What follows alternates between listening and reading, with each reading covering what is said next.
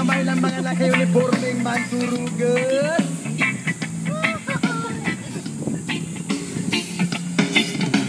Kumusta Pilipinas? Sa kamay ng mga naka-uniforming manturugan.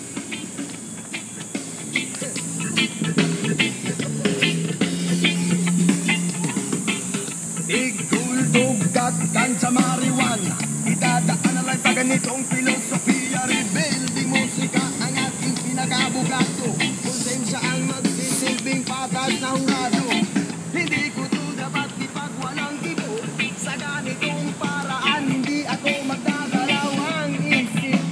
Naisiwalat kung sino ang tunay na mga kriminal. At sobrang angal ang isip, wala nang ginawa kundi patak silang kasagiman. Gustong suluin ang lahat ng yaman ng mahal kong Pilipinas sa kamay ng mga naka-uniforming manturugan.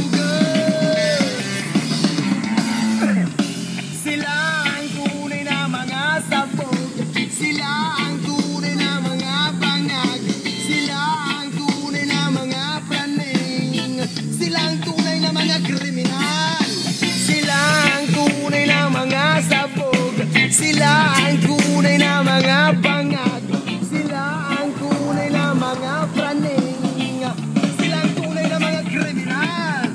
Kumusta Pilipinas? Sa kamay ng mga naka-uniforming